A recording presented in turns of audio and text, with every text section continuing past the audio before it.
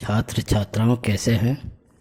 मैं डॉक्टर धर्मेंद्र कुमार राव, सहायक प्राचार्य इतिहास, लक्ष्मी नारायण रामेश्वर संस्कृत महाविद्यालय, जयदेव पट्टी, दरभंगा।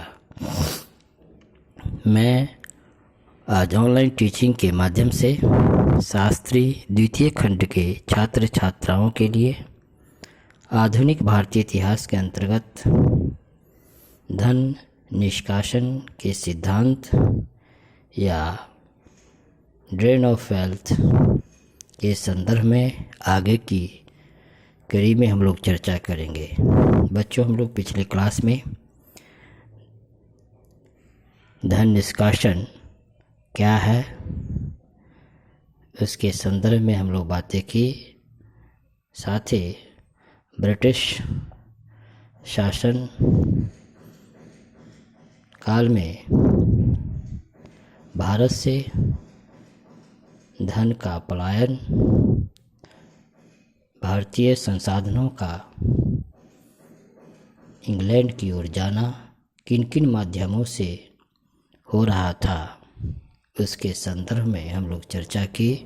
साथ ही हम लोगों ने यह भी जाना कि धन के निष्कासन के सिद्धांत का सर्वप्रथम प्रतिपादन दादा भाई नौरोजी ने अपनी पुस्तक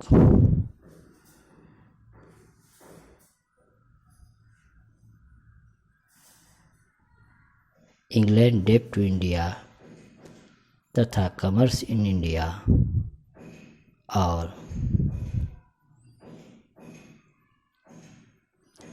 जैसी पुस्तकों में धन के निष्कासन के सिद्धांत को समझाया और बतलाया कि भारत में गरीबी का मूल कारण अंग्रेजी सरकार और उसकी नीतियां ही जिम्मेवार है।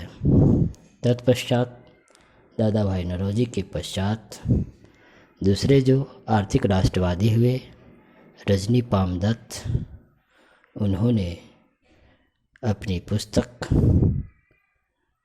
इंडिया टुडे में तथा रमेश चंद्र दत्त ने अपनी पुस्तक इकोनॉमिक हिस्ट्री ऑफ इंडिया में धन के निष्कासन के सिद्धांत को समझाने का प्रयास किया और बतलाया कि भारत में गरीबी का यह दुष्चक्र ब्रिटिश सरकार की नीतियां ही जिम्मेवार है। आज हम लोग आगे की कड़ी में चर्चा करेंगे कि भारत के सूती वस्त्र, कपास निर्मित सूती वस्त्र का अंग्रेजी सरकार इंग्लैंड का काफ़ी उपयोग करते थे, लेकिन मैनचेस्टर की प्रतियोगिता के कारण भारतीय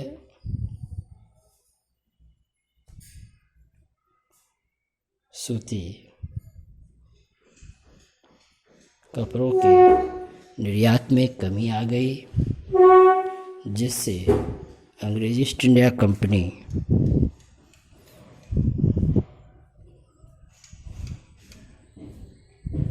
को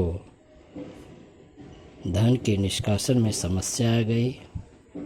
प्रारंभ में इसका सामना नील की खेती के विकास और